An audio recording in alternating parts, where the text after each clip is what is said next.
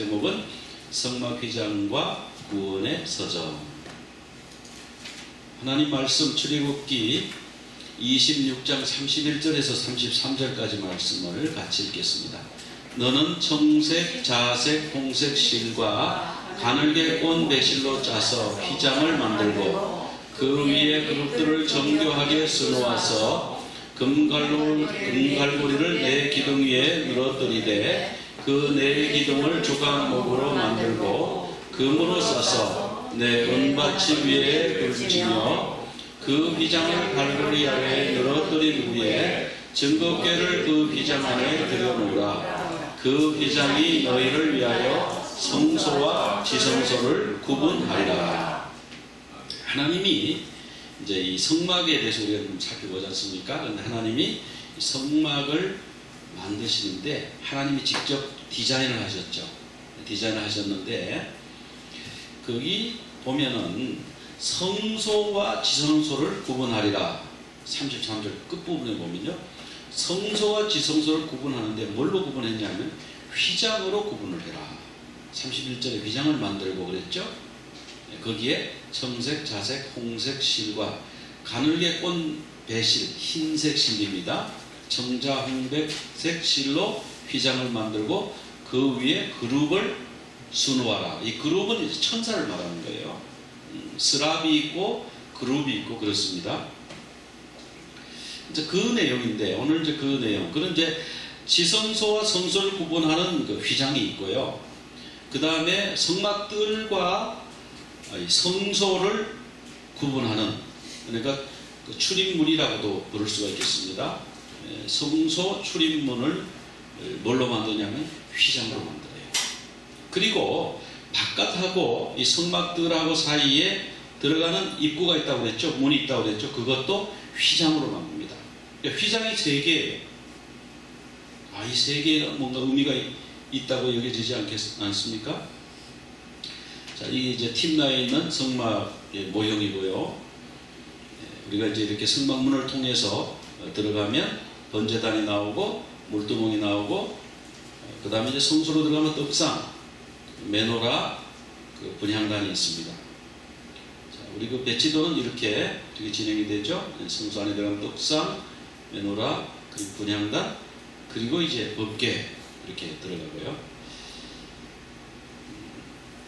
근데 우리가 이제 이 신앙생활을 하는데 이 성막 신앙을 지금 회복해야 돼요. 근데 우리 이제 신앙이 지금 그냥 쉽게 말해서 사람들이 구원파 신앙하고 다른 게 뭐냐 이렇게 얘기하죠. 이 플러의 김세윤 박사도 우리 한국교회 신앙이 구원파 신앙하고 뭐가 다른지 모르겠다 그런 얘기합니다. 우리가 구원받는 건 좋은데 예수 믿고 구원받고 그리고 끝. 구원은 다 완성되었어. 이제 천국 가는 티켓이 땄어.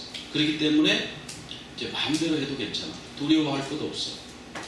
뭐를 해도 괜찮아. 이렇게 되어버렸단 말이죠.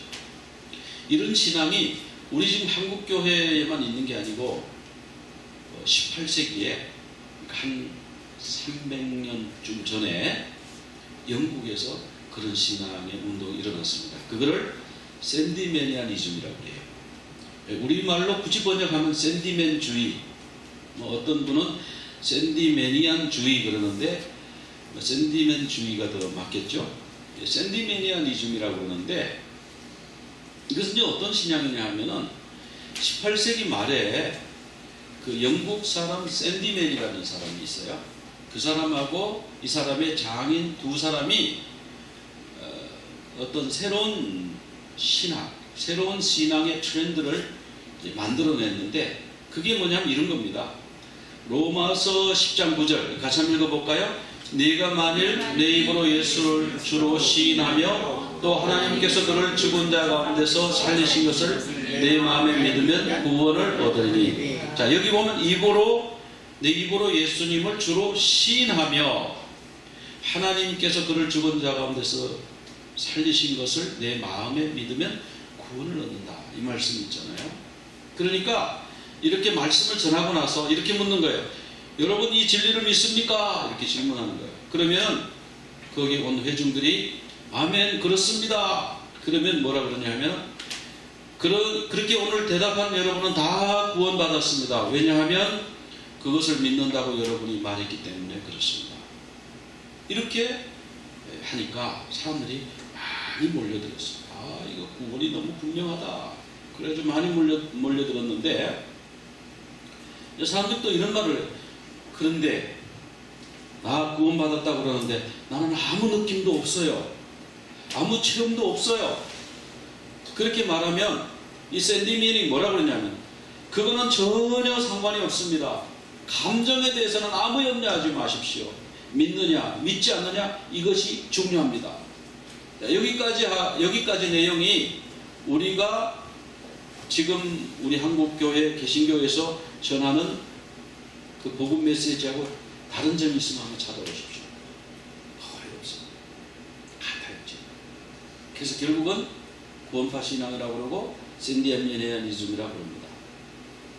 이것은 뭐가 문제냐 하면은 지적인 동의, 하나님이 천지 창조하셨고 예수님이 나 위에 돌아가셨고 그거를 내가 지적으로 어그리하면 그냥 구원이라는 거예요. 성령, 그럼 나는 성령님을 받아야 된다고 그러던데 성령님 안 받아도 괜찮아요? 상관없어요. 입술로 고백했기 때문에. 로마서 10장 9절에 보세요. 어디 성령님을 받으라는 말이 어디 있는가? 이렇게 돼버린 거예요. 그러니까 한 구절만 딱 따가지고 성령도 더 이상 찾을 필요가 없고 체험 없어도 돼요. 감정 느낌 없어도 돼요. 믿는다고 동의만 하면 구원받아요. 이렇게 되어버렸다는 거죠. 그러니까 이것을 이단이다 그랬어요. 이것을 이단이다. 이걸 제가 이단이라고 그런 게 아니고요. 유명한 영국의 설교가 중에 로이드 존스라는 분이 있어요. 이분이 본인 설교 메시지에서 이렇게 말했어요. 이것은 잘못된 신앙, 그저 조금 교정하면 되는 그런 신앙 정도가 아니라 이것은 이단입니다. 그렇게 말했어요. 그러니까 우리는 믿음주의로 사는 게 아니고 예수님을 어떻게 한다고 그랬어요? 예수님을 마음에 듣고 믿는 자는 그리고 영접하는 자 곧 그 이름을 믿는 자. 그래서 그냥 믿는다고 하는데 거기에 설명을 붙였어요. 그냥 믿는 게 아니고 영접하는 것이다. 영접하는 신앙이 되어야 전인격적으로 예수 그리스도를 나의 구주로 영접하는 신앙이 되어야 돼요. 근데 이게 없이 그냥 입으로만 건성으로 그냥 믿지 않아도 그렇게 말만 하면 된다. 안 믿어도 말만 그렇게 하면 천국 간다. 그런 게 아니죠. 그러면서 예를 드는데 뭘 예를 듭니까? 오른편에 십자가 오른편에 그 구원 강도, 예수님 오른편에 구원받은 강도가 있지 않느냐. 근데 그 사람이 말을 해서 나를 기억하소서 그렇게 해서 그 사람 아니 그 사람 진짜 지금 고통 중에서 예수를 마음으로부터 믿었죠. 그래서 마음으로부터 믿는 것, 전인격적으로 예수 그리스도를 나의 주인으로 영접하는 것이 필요합니다. 그냥 입술의 동의 이상 넘어가야 돼요. 그걸 넘어가지 않기 때문에 우리 신앙이 지금 점점 이 기독교가 좀 쇠퇴해져 가고 있어요. 약해져 가고 있어요. 왜냐하면 그냥 구원받았는데 할 게 뭐 있냐는 거예요. 이제 구원 다 받았는데 뭘 또 하세요? 그러면 이제 돈 많이 벌고 복 받아서 잘 살면 되는 거지. 이렇게 되어버리는 거 아닙니까? 그래서 이 구원은요 시작이에요. 시작. 조금 이따 제가 그 말씀을 찾아서 보여드리겠습니다. 구원은 시작이다. 우리 지난주에 보여드렸는데 하나님이 이스라엘을 출애굽시킬 때 이쪽 첫 번째 길, 이게 블레셋 사람의 땅의 길이라고 그랬죠? 블레셋 사람의 땅의 길입니다. 이 길로 가면요 일주일만 갈 수 있어요. 그리고 사막도 없고요, 저 바닷가라서 물도 많고 그 과일도 많아요. 거기 야자나무도 있고 거의 편안한 길로 갈 수 있었어요. 하나님 이왕 이스라엘 백성을 사랑하신다며, 우리를 사랑하신다며 그 왜 고난을 주셔요? 왜 훈련을 시키실 필요가 뭐가 있어요? 그럼 우리가 예수 믿고 구원받았는데 왜 훈련이 필요합니까? 네, 아니라는 거예요. 하나님은 이 사람들이 이렇게 가면은 이 신앙은 이 하이웨이 고속도로 이 가는 이런 신앙은, 하이웨이 신앙은요 하나님 안 믿는 신앙이에요. 가서 결국은 바알 섬기는 신앙 되고 마는 거예요. 그래서 하나님이 이 길은 허락을 안 하셨어요. 두 번째 길이 있는데 이 스루 길이죠. 이 길도 하나님이 그러면 위의 길이 블레셋 사람이 있어서 무서워서 그러면 그 밑으로 가면 괜찮지 않겠나. 하나님 이 길도 안 된다고. 그럼 제3의 길, 그 밑에 또 하나의 길이 있어요. 근데 이 길도 안 된다. 하나님 결국 어디로 인도하셨냐면 홍해가로 그들을 데리고 가셔가지고 돌쳐서 홍해 해변으로 데리고 가셨다고 그랬어요. 그래서 결국 이 길로 진짜 광야길 어려운 길로 데리고 가셨어요. 신의 산으로 데리고 가셨어요. 그래서 이것이 이제 구원의 여정을 잘 보여주고 있는 겁니다. 그 왜 안 데려가셨냐? 뭐 블레셋 사람의 땅의 길은 그들이 전쟁하는 것이 두려워서 그렇다고 하나님이 설명을 하시긴 하셨는데 19장에 보면 더 분명하게 나와요. 19장에 우리가 지난주에 읽었습니다. 3개월이 되던 날에 이제 하나님이 모세를 불러가지고 이제 시내 광야입니다. 시내산 밑에서 하나님이 모세를 불러 올리십니다. 그래서 하나님 앞에 올라가니까 19장 3절에 하나님이 뭐라 그러냐면 이스라엘 자손에게 다 공포해라. 한 사람도 듣지 않는 사람이 없도록 전부 알게 하라. 그래서 하나님이 내가 너희를 독수리 날개로 업어서 이곳으로 인도했다. 그래서 인도한 목적이 뭐냐 하면 너희가 내 말을 잘 듣고 내 언약을 잘 지키면 너희는 모든 민족 중에 내 소유가 될 것이다. 이 혈통으로 소유가 되었다고 하지 않으셨어요. 너희는 아브라함의 후손이니까 너희는 내 소유다 그러지 않으셨어요. 내 말을 그 같이 읽어볼까요? 파란색 글씨 내 말을 잘 듣고 내 언약을 지키면. 우리는 자꾸 혈통을 중요하게 생각하잖아요. 이스라엘 사람들도 혈통을 중요하게 생각해요. 그래서 우리가 아브라함의 후손이니까 우리는 다 구원받은 줄로 아는데 하나님 뭐라 그러냐? 내 말을 잘 듣고 내 언약을 지키는 자가 내 소유라고 하셨어요. 그 다음에 19장 6절은 같이 한번 읽어보겠습니다. 너희가 내게 대하여 제사장 나라가 되며 거룩한 백성이 되리라. 너는 이 말을 이스라엘 자손에게 전할지. 이 말을 전하. 자, 내가 너희를 제사장 나라로 만들어주고 거룩한 백성으로 삼겠다. 어떻게 하면요? 내 말을 잘 듣고 내 언약을 지키면. 네, 이거를 자꾸 빼먹고 우리는 자꾸 우리는 왕같은 제사장이라고 자꾸 이러시는데 왕같은 제사장 아닙니다. 말씀을 잘 듣는 사람이 왕같은 제사장이에요. 아무나 그냥 왕같은 제사장이라고. 제사장 되려면 얼마나 훈련을 많이 받고요. 얼마나 뽑혀가지고 얼마나 두려워 떨면서 세세한 것 하나하나까지 다 훈련받고 교육을 받는데 아무 교육도 안 받았는데 무슨 제사장이에요. 지금 자꾸 그렇게 아무것도 안 해도 무조건 다 된다. 예수님의 십자가 공로로 다 된다. 자꾸 이렇게 하기 때문에 우리 신앙이 점점 약해지는 거예요. 조건이 있어요. 반드시. 내 말을 잘 듣고 내 언약을 지키면. 세상의 모든 사람을 다 구원하십니다. 하나님이. 그런데 조건이 있어요. 무슨 조건입니까? 예수님을 구주로 믿는 조건이 있어요. 안 믿는데 어떻게 구원을 할 수가 있어요? 그러니까 이 조건이 굉장히 중요하다는 거예요. 그래서 독수리 날개로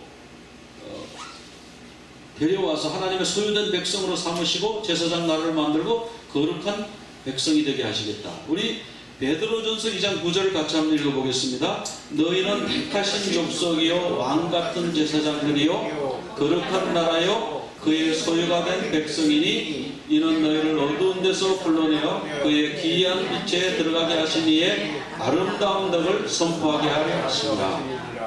자, 여기 보면 택하신 족속 왕같은 제사장 그래가지고 아무 조건이 없는 것 같아요. 근데 구약에서 지금 앞에서 바로 말씀을 봤죠. 지금 이 19장 5절 6절 19장 5절 출애굽기 19장 5절 6절 말씀에 나오는 말씀과 이게 같은 말씀이에요. 여러분 내 말을 듣고 내 말에 잘 순종하는 자 하나님 말씀대로 사는 자가 택하신 족속이고 왕같은 제사장이 되는 거예요. 그리고 그분의 소유된 백성이 되는 겁니다. 자, 200만 명 이상이 이 지금 홍해를 건너가지고 광야에 왔습니다. 광야에 나와서 살다가 그 200만 명이 다 죽었습니다. 광야에서. 그렇죠? 불순종하다 다 죽었어요. 그리고 누가 들어갔습니까? 네, 여호수아와 갈렙, 그리고 대제사장 들어가고, 그리고 나머지는 2세대, 광야에서 태어난 2세대, 노예 근성에 빠져 있지 않는 사람, 완전히 하나님밖에 모르는 사람, 태어나면서부터 성막 보고 태어나면서부터 하나님 말씀 인도함 받던 그 2세들이 가나안으로 들어갔습니다.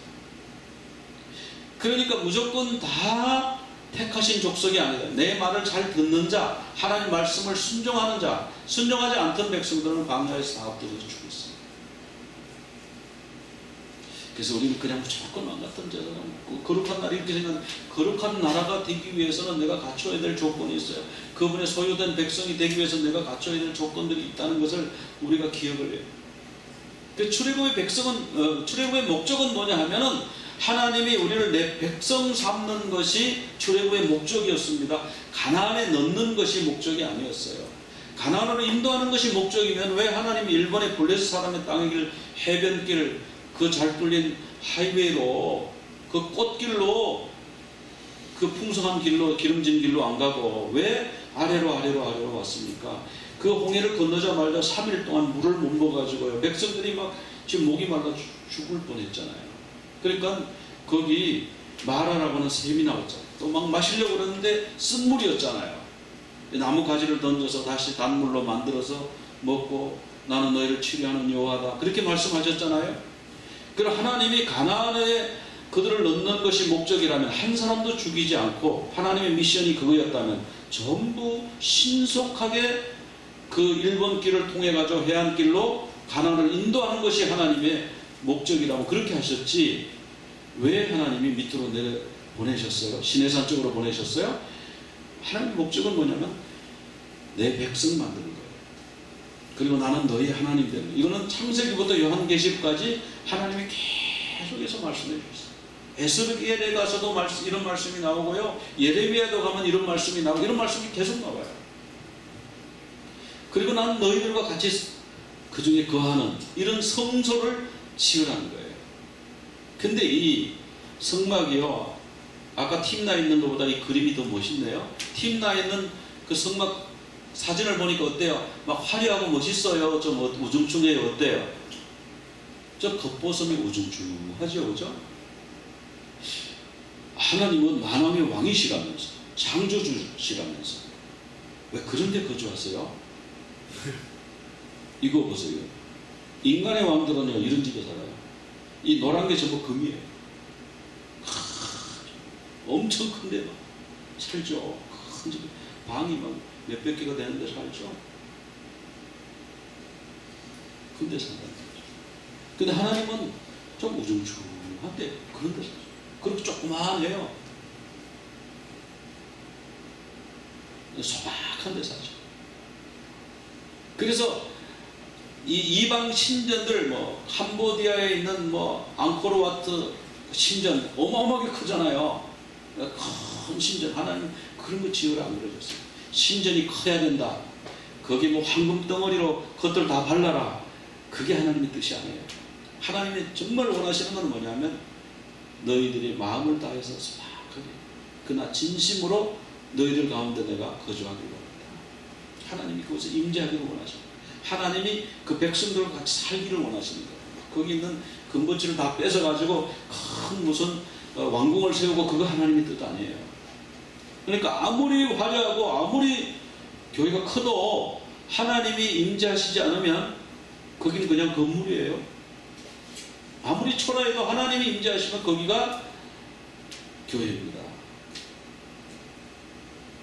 그래서 이렇게 하나님이 임재하시는 이것을 쉐키나라고 그런다고 그랬어요. 쉐키나, 착한, 거주한다는 뜻인데, 그게 막 화려한 황금빛이 찬란하게 쫙 비치는 이것이 쉐키나가 아니고요. 쉐키나는 뭐냐면 하나님이 우리 가운데 거하시면 그것이 쉐키나. 하나님이 임재하시는 것이, 그 영광이 쉐키나입니다. 그래서 우리 가운데 거하시는 하나님, 그래서 임마누엘, 이사야 7장 14절에 보라 처녀가 잉태의 아들을 낳을 것이요 그 이름을 임마누엘이라 하니라. 마태복음 1장 23절에 가면은 그 말씀을 인용하면서 마리아에게 임마누엘이라 하니라. 그래서 거기에 이제 친절하게 해석까지 붙여주셨죠. 하나님이 우리와 함께 계신다, 우리와 함께 거주하신다. 그 임마누엘이라는 뜻이에요. 창세기부터 요한계시록까지 하나님은 그 임마누엘 하시는 하나님으로 계속해서 존재하십니다. 계시록에 가면은 하나님의 장막 스케네, 그리고 그들과 함께 거주하는데 스케노, 이것이 다 거주한다, 내가 너희들과 텐트를 치고 산다. 거기 노란색으로 하나님은 친히 그들과 함께 계셔. 그 말씀이 스케네고 스케노라고 했습니다. 하나님은 창세기 때부터 그 에덴 동산에서 아담과 하와와 함께 거니셨어요. 거니시고 그렇게 하신 하나님을 알 수 있어요. 그래서 우리가 이 구원이라고 하는 거는 그냥 구원을 무슨 로또 당첨되실 그냥 딱 따가지고요, 로또 당첨 탁 돼가지고 이제 난 마음대로 살아도 된다, 이제 자유다, 해방이다, 나 자유 얻었네, 너 자유 얻었네, 뭐 그 자유 얻은 건 맞긴 맞는데요, 삶이 그렇게 끝나는 게 아니고요, 그 자유를 얻은 자유, 애굽에서 벗어나서 홍해를 건넌 그 자유로 이제 하나님을 섬기는 것, 하나님의 의의 병기로 하나님의 무기가 되는 그런 삶을 살아야 되는 줄로 믿으시기 바랍니다. 그래서 이 과정이 이제 구원의 서정으로, 우리 한국 사람도 구원의 서정으로 번역하는데 오르도 살루티스라고 라틴어로 그렇게 되어 있습니다. 그래서 오더 오브 살베이션인데 구원의 순서, 구원의 단계. 지난주에 보여드린 그림입니다. 여기 보면 이제 칭의, 우리가 태어나서 어느 순간에 예수님을 구주로 믿고 이제 의롭다 하심을 얻습니다. 거듭난다고 그러죠. 영적으로 본어게인. 이제 본어게인 하면 이거 끝난 게 아니고 이거는 이제 시작이다, 시작. 그럼 이제 우리가 어떻게 살아야 되는가? 이제 성화의 삶을 살아야 돼요. 언제까지? 우리의 목숨이 끊어지는 그날에. 우리의 목숨이 끊어지거나 아니면 우리가 살아있을 때 우리 주님이 재림하시면 그때부터 영화의 구원이 시작이 되는 거죠. 그때까지 우리는 계속해서 신앙이 이렇게 전진해서 올라가야 돼요. 성숙해야 돼요. 근데 어떤 사람들은 이렇게 올라갔다가 막 꺾어졌죠. 옛날에 아주 성령 충만했던 분들 계시잖아요. 그분들이 뭐 많은 질병도 고치고 많은 사람들을 구원하고 그랬어요. 그분들이. 그러다가 어떻게 했습니까? 중간에 자기가 하나님이라고 주장하기 시작했어요. 자기가 하나님이라고 주장한 사람은 구원 받을까요? 못 받을까요? 믿는데, 예전에 믿었는데 한 번 믿으면 영원한 구원이라면서요. 그렇게 된 거예요. 그렇게. 그래가지고 자기가 하나님이라고 그랬잖아요. 여러 명 있잖아요. 그러니까 이렇게 올라가다 탁 꺾어지면은 안 된다는 거예요. 계속 올라간다. 신앙을 믿다가 중간에 안 믿는 사람들 괜찮다고 자꾸 이러면 안 된다는 거예요. 그 사람은 괜찮으면은 그럼 그때 타락해가지고 이 사이비 이단 교주된 사람도 괜찮단 말이에요. 그러면 그 기준이 뭡니까? 계속 올라가야 돼요. 우리 신앙이 계속 올라가야 돼요. 주님 부르시는 그날까지 올라가야 돼요. 근데 예수 바로 믿고 그냥 바로 죽었어. 그러면 괜찮아요. 그거는 바로 그는 우편강도와 같은 거죠. 그래서 이 구원의 여정, 구원의 서정, 요로도 살루티스하고 똑같은 개념으로 보면 이 성막이 보여요. 성막이 세 등분할 수가 있잖아요. 뜰신앙, 칭의, 예수 믿어서 구원받은 칭의 신앙이 있어요. 그 다음에 성화, 성령님으로 인해서 성화의 신앙을 이루어가는 거죠. 성화의 구원을 이루어가는 거죠. 그 다음에 영화, 하나님과 교제하고 하나님의 얼굴을 뵙는 영화의 구원을 얻게 됩니다. 오늘날 많은 신앙인들이 그냥 마당만 밟고 있는 마당에 와서 예수님의 보혈을 믿습니다. 우리 보혈을 지나 찬양도 부르고 우리 보혈 기도문도 선포하고 또 와서 물두멍에 가서 또 죄를 씻어. 근데 이 마당신앙 굉장히 의미가 좋습니다. 이게 이제 6월절인데 여호와의 6월절 패사가 지나갔죠. 그 죄의 형벌, 죽음의 사자가 넘어갔습니다. 6월 얼마나 아름다운 이야기입니까? 그래서 애굽에 난 모든 것이 심판받을 때에 내가 피를 볼 때 너희를 넘어가리니 어린 양의 피를 보고 그 심판이 면제되었습니다. 파사가 건너가다. 그래서 이 어린 양 대신 예수 그리스도. 그 어린 양 예수 그리스도가 이제 번제단에서 희생당해서 우리를 구원하는, 속죄하는 그것이 이제 우리 뜰 신앙이죠. 얼마나 멋있고 아름다워요. 자, 출애굽기 12장 1절부터 한번 같이 한번 읽어보겠습니다. 여호와께서 애굽 땅에서 모세와 아론에게 일러 말씀하시되 이 달을 너희에게 달의 시작 곧 해의 첫 달이 되게 하고. 자, 이 달. 지금 이 6월절이 들어있는 이 달입니다. 6월절이 1월 14일이죠. 이 달을 달에 뭐가 되게 하라고요? 시작. 여러분 이제 구원받아서 예수님 영접하면 이제 시작이에요. 시작. 여러분의 연대기가 이제 시작이 되는 거예요. 끝나는 게 아니고 이제 시작이에요. 그러니까 계속해서 이렇게 올라가야 돼요. 잘 올라가다가 2단 교주처럼 탁 떨어지면 안 돼요. 올라가요. 그래서 어린 양의 죽으심으로 우리가 구원받는 일이 있고요. 그 다음에 홍해를 건너잖아요. 이 홍해를 건너는 거를 그 신약에 오면 이 홍해를 걷는 걸 뭐라고 해석하던가요? 세례로 해석합니다. 세례. 그래서 홍해를 건너고 예수님을 구주로 영접하고 세례받았어요. 이제 세례받았다는 건, 세례받으면 이제 뭘 받을 수 있습니까? 직분 받을 수 있어요. 이제 세례는 직분과 같은 개념입니다. 결국. 그러니까 세례받지 않고는 직분을 못 받아요. 그렇죠? 네, 참 믿음이 좋아. 그래서 이분을 집사님으로 임명하고 싶은데 세례 받으셨냐고 물으니까 아니 세례를 제가 아직 못 받았는데 그러면 집사 임명합니까? 세례부터 줘야 됩니까? 세례부터 줘야 돼요. 그러니까 이 세례는 뭐냐면 교회 생활입니다. 교회 생활이고 또 뭐냐면은 하나님께 나의 우선순위를 드리는 거예요. 하나님 우선주의로 가는 거예요. 왜? 죄에 대해서 내가 죽고 하나님에 대해서 사는 거니까. 그러니까 내 신앙이 하나님 말씀대로 살고 또 직분 받아가지고 봉사하고 이게 세례 신앙이에요. 그리고 죄 지으면은 와서 늘 교회 와서 씻고 이렇게 물동이에 씻고 이런 신앙이 뜰 신앙인데 여기까지가 뜰 신앙이에요. 이렇게 신앙생활을 오래 했는데도 성령이 있음을 듣지도 못하였더라. 이런 사람들이 있다니 아볼로처럼.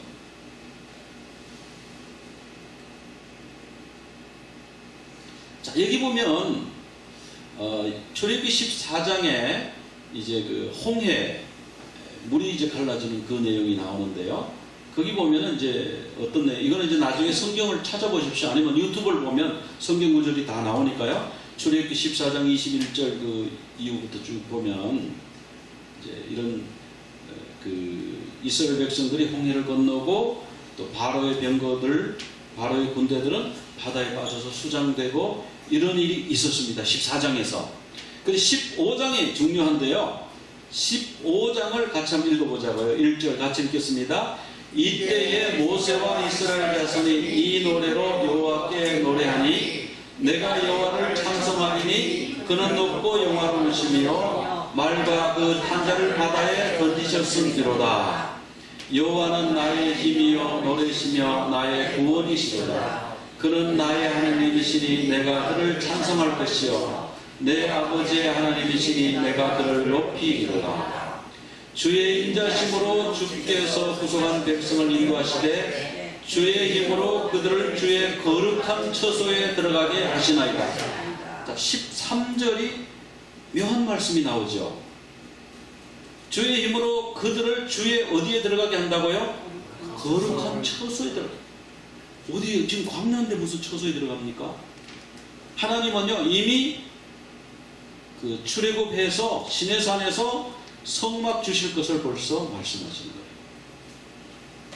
그래서 이 성막 신앙이 굉장히 중요해요. 그래서 주님의 백성 되었다고 하는 것을 굉장히 강조하고 있습니다. 여기에서. 그래서 이 출애굽의 노래, 이 노래는요 결국은 이 출애굽의 목적이 뭐냐, 하나님과 함께 거하는, 이 처소라고 하는 것이 바로 하나님과 함께 거주한다, 하나님이 거주하신다, 그런 뜻이잖아요. 자, 17절 또 같이 한번 읽어보겠습니다. 주께서 백성을 인도하사 그들을 주의 기업의 산에 심으시니라. 여호와여, 이는 주의 처소를 삼으시려고 예비하신 것이다. 주여, 이것이 주의 손으로 세우신 성소로소이다. 여러분 15장 7절에 벌써 성소 이야기가 나옵니다. 이 성소는 뭐냐면, 그럼 아직 성막도 안 졌는데 이게 무슨 말, 성소가 뭐냐면 하나님이 거주하시는 곳이 성소라고 했죠. 하나님과 같이 거주하는 그 개념이 벌써 홍해를 건너면서 나오는 거예요. 기업의 산에 심는다 그래서 여기 보면 가나안으로 인도하리라 이런 말은 한마디도 안 나와요. 가나안은 주의 기업의 산에 심으신다. 주의 처소를 삼으시려고 예비하신 것이다. 주의 손으로 세우신 성소이다. 그리고요 17절, 18절 같이 읽어보겠습니다. 여호와께서 영원 무궁하도록 다스리시도다. 자, 하나님이 우리 가운데 오셔서 우리를 영원히 다스리는 것, 이것이 출애굽의 목적이에요. 그러니까 홍해를 걷는 것은 끝이 아니고 이제 시작입니다. 시작. 그래서 하나님이 홍해를 딱 걷는 다음에 이것이 이제 저기에 와서요, 시내산에 와서 너희들이 6월절 홍해 건널 때 그 달을 첫 달로 삼아라. 시작하는 달로 삼아라. 우리가 이제 칭의 구원 얻는 것은 이제 신앙의 시작입니다. 그래서 고린도전서 10장 1절부터 2절 보면 우리 조상들이 다 구름 아래 있고 바다 가운데로 지나며 모세에게 속하여 다 구름과 바다에서 뭐를 바꿔요? 세례를 받고. 그러니까 이 홍해를 건너는 신앙은 세례 신앙. 물두멍 신앙은 뭐냐면 세례입니다. 세례는 직분이 교회에서 직분 받아서. 그래서 우리 여기까지는 우리가 칭의 구원이라고 그런다고 그랬는데, 여기 보면 너희가 이미 구원을 받았다. 무엇으로요? 은혜로 구원을 받는 거예요. 이것은 은혜로 왔습니다. 은혜에 의한 믿음으로 이미 구원을 받았다. 과거적 개념이라고 그랬죠. 완료형인데 여기서 말하는 이 완료형은 이미 받았다가 아니라 헬라어에서 말하는 이 완료 시제는 뭐냐면 받아가지고 계속 가는 상태예요. 이 구원이 계속 유지가 되어야 된다는 뜻입니다. 그런데 우리는 그냥 받았다고 생각합니다. 받았기 때문에 이제는 다 신분이 다 해결됐으니까 이제 우리는 지옥에 안 간다, 천국 백성이다, 이렇게 생각하는데 그게 아니고 계속해서 이 구원의 상태가, 칭의 구원의 상태가 유지가 된다는 뜻이에요. 잃어버리지 않고 계속 간다고 하는 뜻이에요. 하나님의 말씀을, 예수님의 말씀을 듣고 하나님을 믿는 자는 영생을 이미 얻었다. 이게 칭의구원이에요. 성경에 보면 이런 완료 시제, 우리식으로 말하면 이 과거형 시제의 구원에 대한 말씀이 여러 군데가 나와요. 그래서 그냥 이걸 딱 붙들고 나머지는 무시해버리는 거예요. 나머지. 근데 이런 신앙은 하나님이 너희가 마당만 밟을 뿐이다. 나는 이런 번제와 송아지, 이 짐승의 피를 원하지 않는다. 그런 말씀하셨어요. 그래서 다시는 헛된 점을 가져오지 마라. 그래서 신앙생활을 한다고 하면서도 악을 행하는 그것을 내가 참아보지 못하겠다. 그렇게 말씀하셨어요. 그래서 우리가 이제 성소에 들어가야 되는데, 성소신앙, 이게 이제 성화의 신앙이라고 했어요. 떡상, 그리고 이제 메노라, 분향단이 있죠. 성소에 들어가서 이 모세가 말이죠, 그 산 위에 올라가서 뭘 받았죠? 하나님한테 뭘 받았습니까? 하나님의 말씀을 받았어요. 하나님으로부터 음성을 듣고요, 말씀을 받는, 하나님 인도함을 받는 삶을 살아요. 그래서 이 떡이요, 그냥 우리가 자꾸 먹고 배부르고 이것만 생각하는데, 이 떡이 뭐냐면은 그 면전의 떡이에요. 하나님의 얼굴 앞에서 먹는 떡이에요. 그래서 이 떡을 가지고 거룩한 곳에서 먹어야 된다는, 이 성막 안에서 먹어야 되지 이것을 가지고 집으로 가면 될까요, 안 될까요? 안 됩니다. 이게 왜? 하나님 주셨는데 왜 안 됩니까? 하나님 앞에서 먹는 거예요. 하나님과 교제하는 거예요. 그러니까 우리가 말씀으로 하나님과 교제하고, 기도로 하나님과 교제하고, 하나님과 교통하는 삶을 살아야 됩니다. 그 다음에 성령의 기름 부으심을 받아야 된다. 내 능력으로, 내 힘으로, 내 지식으로. 신학 박사일지라도 성령의 기름 부음 안 받았으면 지식으로 가르치는 거죠. 그 다음에 우리 주님이 우리를 위해서 중보하고 계시는데 거기 우리가 참여해서 우리가 기도하고 하나님 영화롭게 하고 이런 신앙을 우리가 살아야 된다는 거예요. 그래서 이건 이제 성화신앙인데 sanctification이라고 한다고 그랬죠. 빌립보서 2장 12절을 같이 한번 읽어보겠습니다. 그러므로 나의 사랑하는 자들아, 너희가 나 있을 때뿐 아니라 더욱 지금 나 없을 때도 항상 걱정하여 두렵고 떨림으로 너희 구원을 이루라. 지난주에 이 성화에 대한 말씀, 이 구원의 서정에 대해서 말씀을 전하고 나서 그 다음 아침에 큐티 본문을 딱 보니까 이 말씀이 나오더라고요. 두렵고 떨림으로 너희 구원을 이루라. 구원이 지금 다 완성이 된 겁니까? 아직 미완성입니까? 미완성이에요. 이거는 지금 만들어져 가고 있는 거예요. 그러면 이걸 어떻게 해석합니까?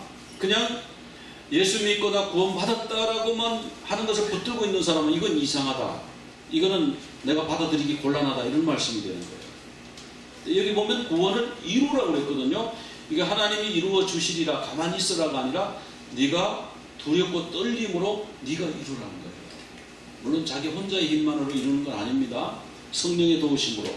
제가 신방을 갔는데 어떤 집사님이 신방을 받았어요. 그래서 아유, 남편 되시는 분 교회 잘 나오세요? 이러니까 아유, 잘 안 나가요. 가끔 나가요. 그래서 아유, 그거 어떡하나 이제 그랬더니 교회 좀 자주 나오셔야 되는데, 그랬더니 이분은 그런데요, 그 양반이요 저보다가 더 나아요. 그래서 뭐가 더 나십니까? 그분은요 법 없어도 살고요 말씀 없어도 살아요. 제가 깜짝 놀라가지고 아니 그러면 도덕적으로 자기보다가 도덕적으로 더 깨끗하게 산대요. 예의 반듯하고요, 남 마음 안 아프게 하고 자기도 마음 아프게 안 한대요. 세상에 이런 남편 없대요. 법 없어도 살고요 말씀 없어도 산대요. 그래서 제가 큰일 났구나.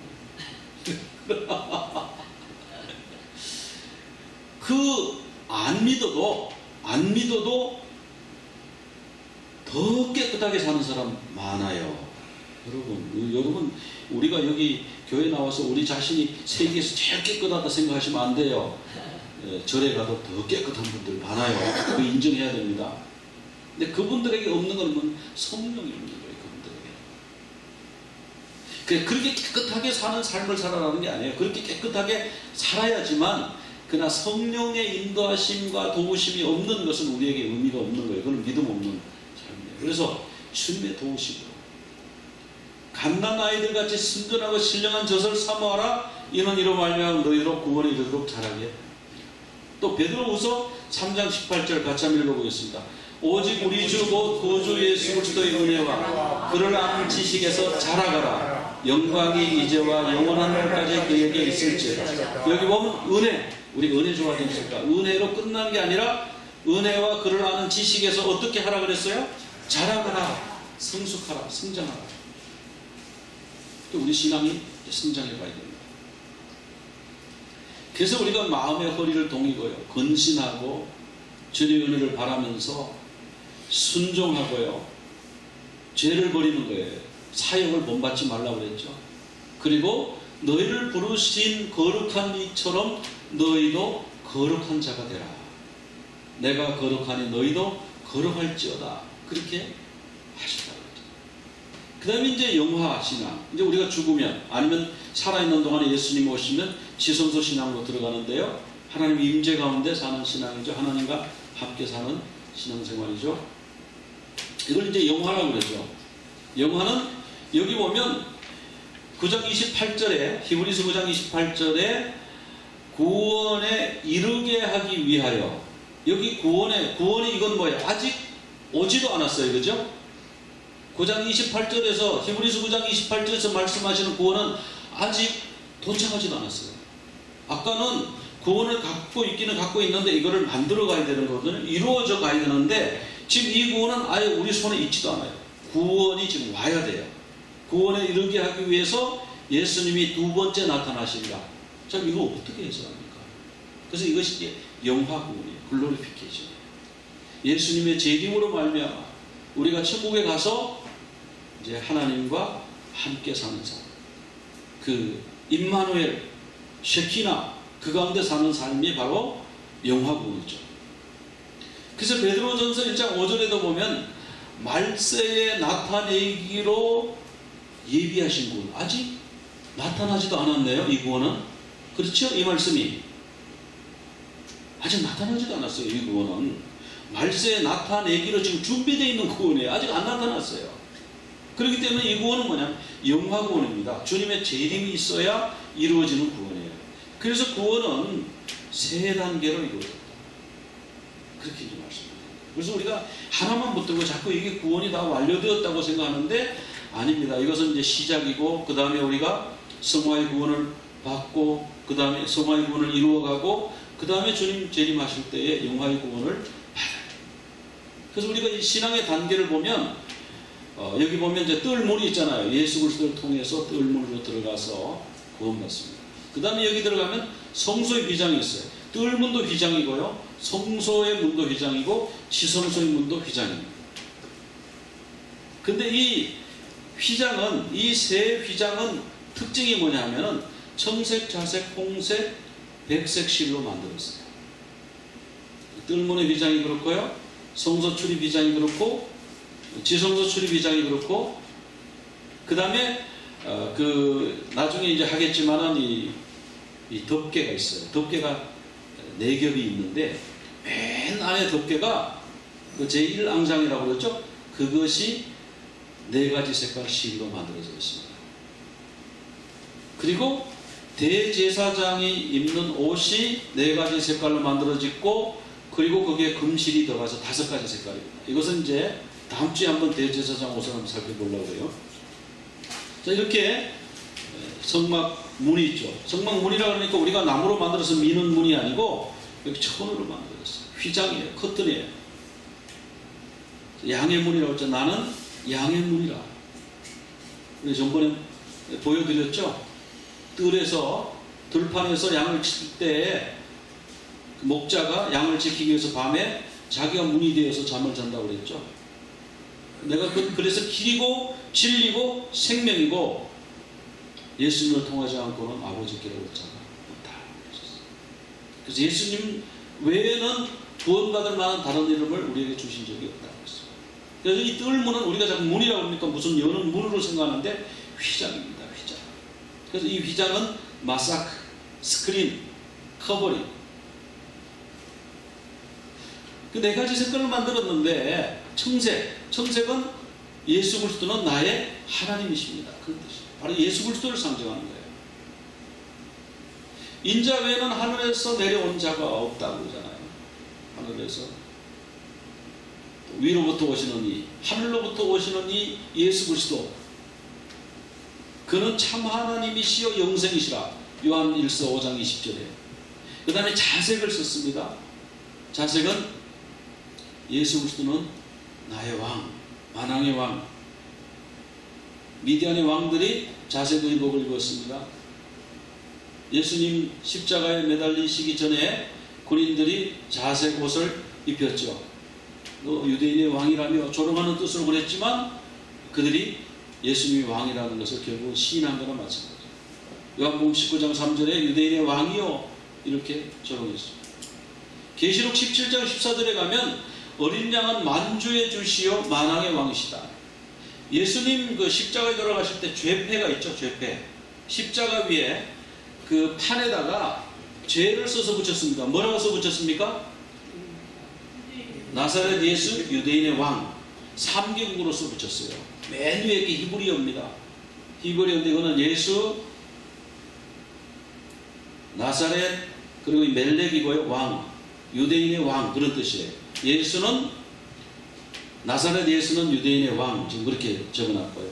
중간에 있는 것은 뭐냐면 헬라말로 적어놨어요. 이것도 마찬가지입니다. 나사렛 예수 유대인의 왕 그게 적은 거고요. 맨 밑에는 뭐로 적었냐면 로마 말로 적은 라틴 말로 적은 거예요. 예수 나자레누스 렉스. 이 사람들은 왕을 렉스라고 그러잖아요. 렉스. 유다오름 유대오 그렇게 유대의 왕이다. 나사렛 예수는 유대의 왕.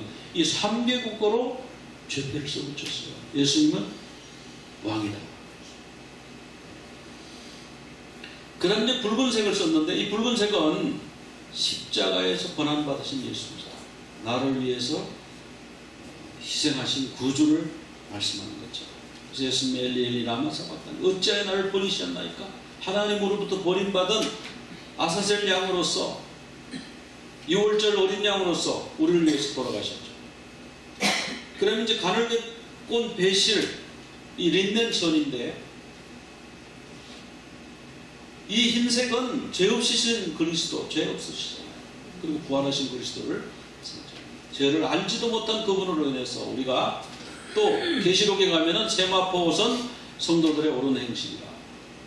그래서 이 네 가지 색깔은 다 예수님에 대해서 말해요. 청색은 예수님은 나의 하나님이시고, 자색은 예수님은 나의 왕이시고, 홍색은 예수님은 나의 구주이십니다. 흰색은 예수님의 나의 친구, 예수님은 나의 신랑이십니다. 그래서 이 휘장이 이제 2개 더 남았죠. 안쪽 휘장과 바깥쪽 휘장이 남았는데 이 지성소의 휘장이 있고요. 그 다음에 성소의 휘장이 이렇게 있는데 나는 청자, 홍백 4가지 색깔로 만든다고 했습니다.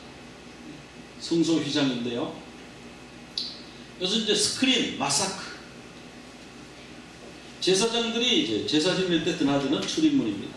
4가지 색실로 수를 놓았고요. 그리고 이것은 5개의 기둥을 만들어 세웠어요. 나중에 언제 다룰 기회가 있을 겁니다. 그 다음에 지성소 휘장이 있는데 지성소 휘장 이름이 달라요. 마사크라고 부르지 않고 우리말은 다 휘장 이러는데 그 다른 것은 마사크입니다. 그 성막 들어가는 출입문도 마사크고 그 다음에 성소 들어가는 데도 마사크가 그냥 스크린이에요. 그런데 여기서는 지성소 휘장은 다른 말을 씁니다. 파로게트라는 말을 써요. 파로케트란 말은 다른 데서는 전혀 사용되지 않는 단어예요. 그러니까 하나님의 거처, 지성소와 성소 사이를 구분하는 파로케트. 우리 어떻게 번역을 어떻게 할 수가 없어서 그냥 지성소 휘장이라고 하는 거예요. 4가지 색깔로 만들었는데 거기는 그룹 천사를 수놓아서 만들었습니다. 성소와 지성소를 구별하고요. 1년에 딱 하루 속죄일에 그 피를 뿌리기 위해서 속죄소에 피를 뿌리기 위해서 대제사장이 들어가는 그런 일이죠. 그런데 이 지성소의 휘장이 두께가 한 4인치, 10cm 정도 됐다고 해요. 크기는 성경에 나오는데 두께는 성경이 안 나오거든요. 그래서 될 실수는 두껍게 만든 것 같아요. 그래서 말이 양쪽에서 잡아당겨도 찢어지지 않는답니다. 요세푸스에 의하면은.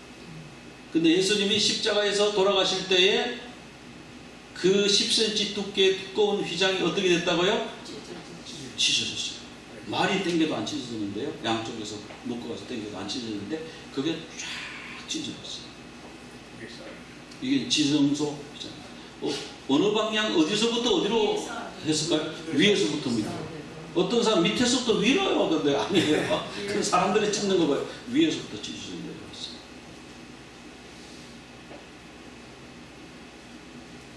그건 기둥이 4개라고 했고, 그래서 청자 홍백색 실로 만들었고요. 지성소 휘장은 천사를 수놓은 게 다른 점이죠. 기둥이 4개고 금갈고리 시띠나무로 만들고 금을 입혔다는 거. 은받침 위에 세웠습니다. 성소의 휘장은요 5기둥이 있어요. 나중에 언제 다룰 겁니다. 시띠나무로 만들고 금을 입히고 그리고 받침은 놋받침입니다. 그럼 이 지성소의 휘장이 주는 영적 교훈은 무엇인가? 휘장은 무엇인가? 히브리서 10장 20절 같이 한번 읽어보겠습니다. 그 그 길은 우리를 위하여 휘장 가운데로 열어놓으신 새로운 살 길이요 휘장은 그의 육체니라. 휘장은 누구라고요? 예수님의 육체입니다. 그래서 예수님이 십자가에서 돌아가셨을 때에 휘장이 찢어진 거예요. 예수님의 죽으심. 이것은 또 예수님이 직접 말씀하신 것도 있어요. 요한복음 2장 19절 같이 한번 읽어볼까요? 예수께서 대답하여 이르시되 너희가 이 성전을 헐라 내가 사흘 동안에 일으키리라.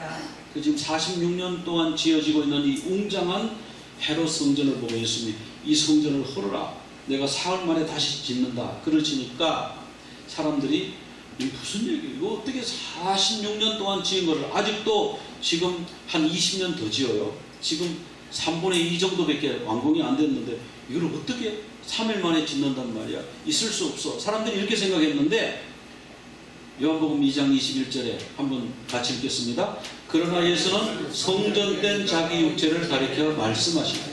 자, 예수님의 육신이 성전이다. 하나님이 거주하시는 것이다. 그런 말씀이죠. 그래서 이렇게 찢어지지 않는 휘장, 아직 휘장이 찢어지지 않으면, 즉 다른 말로 신약적으로 말하면 예수님이 돌아가시지 않으면 우리가 하나님께로 나아가는 길이 열리지 않는 거예요. 그래서 히브리서 9장 8절에 보면 첫 장막이 서 있을 동안에는 성소에, 여기서는 성소라는 지성소를 말하는 거죠. 지성소에 들어가는 길이 아직 나타나지 아니한 것이다. 이 휘장이 찢어지지 않으면, 파로케트가 찢어지지 않으면 아직 하나님께로 가는 길이 나타나는 것이 아니다. 이 휘장이 이렇게 찢어져야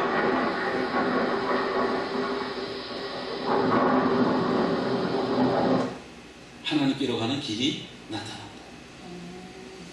그래서 이 휘장이 위로부터 아래로 쫙 이렇게 찢어졌는데요. 성경 말씀에 이제 나오죠. 마가복음 15장 37절 같이 한번 읽어보겠습니다. 예수께서 큰 소리를 지르시고 숨지시니라. 이에 성소의 휘장이 위로부터 아래까지 찢어져 둘이 됩니다. 예수님이 돌아가시니까요, 성소의 그 지성소의 휘장이 위에서부터 아래까지 쫙 찢어져서 그 10cm 두께 돼요. 말이 땡겨도 안 뜯어진대요. 근데 그 찢어졌어요. 마태복음 27장 50절 같이 한번 읽겠습니다. 예수께서 다시 크게 소리를 지르시고 영원히 떠나시니라. 이에 성소의 휘장이 위로부터 아래까지 찢어져 둘이 되고 땅이 진동하고 바위가 터지고. 여러분 속에요 휘장이 찢어져요. 믿기는 믿는데요 안 찢어졌어. 아직도 내 전통이 있어. 아직도 내 문화가 있고요. 아직도 내 고집이 있고, 이렇게 믿어야 된다는, 심지어 기독교 신앙이라 할지라도 이렇게 해야 된다고 하는 자기 나름대로의 의식과 전통에 사로잡혀 있는 사람이 있어요. 바리새인들이 얼마나 하나님을 열정적으로 믿었어요. 그런데 휘장이 안 찢어진 거예요. 그 휘장 가까이 가면 안 돼.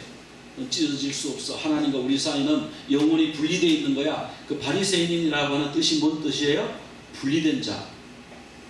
아직도 분리돼가지고 사는 신앙인들이 있어요. 바리새인, 그런 사람들이 바리새인이에요. 근데 이 휘장이 찢어져야 됩니다. 여러분의 휘장이 찢어지시기를 바랍니다. 여러분 신앙의 그 자부심과 전통과 여러분의 머릿속에 있는 그 어려서부터 형성된 그 전통, 문화, 이런 것들이요 깨어져야 돼요. 찢어져야 돼요. 이게 안 깨지고 신앙생활을 하니까 이게 변화가 없는 거예요. 깨져야 돼요. 그래서 이 찢어진 휘장으로 인해서 하나님께로 나가는 길이 열리고 하나님을 대면하고 하나님과 교제하는 그런 길이 열렸어요. 그래서 이 휘장이 하나님께 들어가는 구원의 길이죠. 문을 통해서 들어가는 길이 되었습니다. 자, 이제 이 하나님과 이제 친밀한 교제를 이제 하나님이 누구든지 들어와라. 그래서 이 담력을 얻었다. 성경이 그렇게 표현하고 있어요. 히브리서 10장 19절 같이 한번 읽어보겠습니다. 그러므로 형제들아, 우리가 예수의 피를 힘입어 성소에 들어갈 담력을 얻었으니, 그 담력을 여기서는 그게 생략이 됐어요. 성소의 휘장이 찢어짐으로 말미암아. 성소에 들어가 달려오는. 그래서 우리가 긍휼하심을 받고 때를 따라 돕는 은혜를 얻기 위하여 은혜의 보좌 앞에 담대히 나아가고. 우리가 이제 담대함. 그전엔 두려웠어요. 무서웠어요. 심판받을까봐 겁났어요. 근데 이제는 하나님이 나의 신랑이에요. 하나님이 나의 친구예요. 그런 관계가 됩니다. 그래서 우리가 이런 믿음이 있는가, 예수 그리스도가 우리 안에 계신가, 이것을 확증하라. 그렇지 않으면 버림자다. 그래서 우리가 이 구원의 서정 세 가지를요 요약하면 이렇게 나옵니다. 이걸 여러분 여기서 받아 적으려고 하지 마시고 유튜브 들어가면 이 그림이 다 나오고요. 만약 필요로 한다 그러면 제가 요거 프린트가 드릴게요. 유튜브에 들어가서 보시면 칭의 예수 그리스도의 돌아가심을 믿음으로 말미암아, 예수님 영접함으로 말미암아 우리가 이미 구원을 얻었습니다. 받았습니다. 이 구원은 죄의 형벌로부터 구원이에요. Salvation from sin's penalty. 주님을 영접함으로 모심으로 얻었어요. 근데 이것은 끝이 아니고 이제 구원의 서정의 시작입니다. 이제 우리는 주님을 닮아가야 돼요. 그래서 너희 구원을 두렵고 떨림으로 이뤄. 그냥 방종하지 말고 두렵고 떨림으로 삼가함으로 신앙생활을 끝까지 잘 경주해야 됩니다.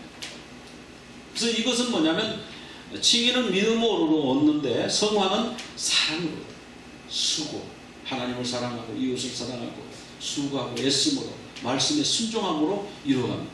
Salvation from sin's power, 죄의 능력으로부터 구원받는 것인데 이것은 성령님의 도우심으로 완성됩니다. 아까 말씀드렸죠. 내 남편이 내보다 더 깨끗해요. 더 도덕적으로 더 고상해요. 그것은 구원이 아니죠.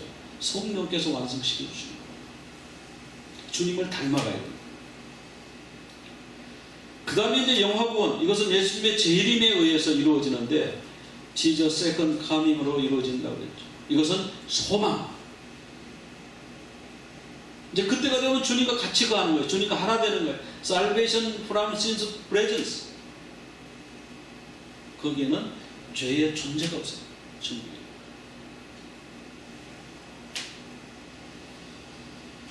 이것을 이제 다른 그림으로 한번 또 이번에 그려봤습니다. 우리가 이제 태어났죠? 출생. 그 다음에 이제 어느 시점이 돼서 예수 그리스도를 영접했어요. 그래서 이제 영적으로 다시 태어났습니다. 영적으로 다시 태어나고 끝이 아니고 우리의 육체가 계속해서 성장하는 것처럼 우리의 구원도 계속해서 성장해서 이렇게 성화구원을 이루어가서 나중에 천국에 들어가서 영화의 구원을 얻어야죠. 구원은 이렇게 단계로 프로세스라고 하는 거죠. 그냥 받고 끝나는 게 아니라고 하는 거예요. 이 결혼식의 장면이죠. 얼굴에 이렇게 면사포를 썼습니다. 베일을 가렸습니다. 근데 신부가 자기가 콕 벗기고 가는 거 아니죠? 누가 이렇게 벗겨주죠. 벗겨주고 이제 결혼 하나 되는 상징이죠. 이것이. 이 베일이 벗겨져야 되는데 우리 예수 믿긴 믿는데 여전히 베일을 쓰고 있는 분들이 있어요. 우리 주님이 그 베일을 벗겨주셔야 되는데 아직 그 베일을 벗지 않는 사람들이 있어요. 성경에 보면 모세가 그렇게 했다고 그러잖아요. 고린도서 3장 13절 같이 읽어볼까요? 우리는 모세가 이스라엘 자손들로 장차 없어질 것에 결국을 주목하지 못하게 하려고 수건을 그 얼굴에 쓴 것 같이 아니하노라.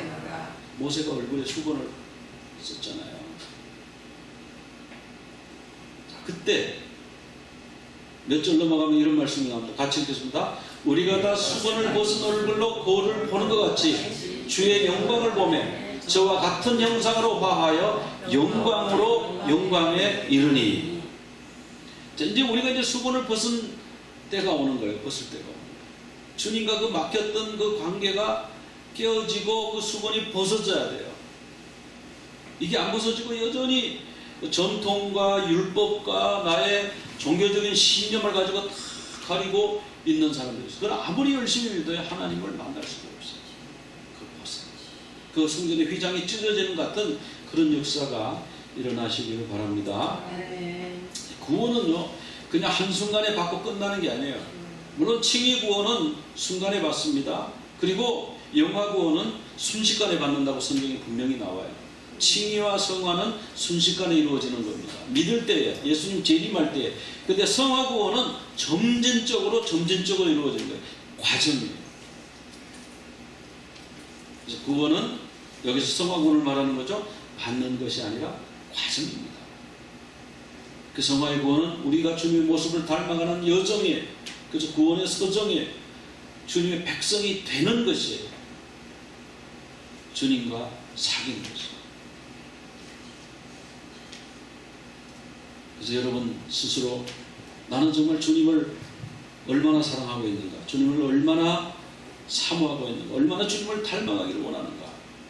내가 지금 만들어져 가고 있는 과정인데 주님 나를 아름답게 주님의 형상으로 조각해 주시옵소서. 그렇게 기도하고 여러분의 삶이 아름답게 조각되어 가시기를 간절히 축원합니다. 기도드리겠습니다. 하나님 아버지, 저희들이 지금까지 믿음 생활하면서 구원이 다 이루어졌다 아니하면서 그렇게 지낼 때가 많이 있습니다. 하나님, 그것은 구원의 3분의 1밖에 성취 안 된 것을 압니다. 주님, 이제 구원이 시작되었사오니 이제 저희들을 하나님이 조각하기 시작하셨는데 주님 아름다운 작품으로 조각하여 주시옵소서. 주님 닮은 모습으로 조각하여 주시옵소서. 그날 영화롭게 주님과 만나는 그날까지 주님 나를 다듬어 가시는 것을 인하여 감사합니다. 주님의 주권에 맡깁니다. 성령의 인도하심에 맡깁니다. 저희들을 조각하고 다듬어 주시옵소서. 주님을 닮아가게 하여 주시옵소서. 예수 그리스도 이름으로 기도드리옵나이다. 아멘.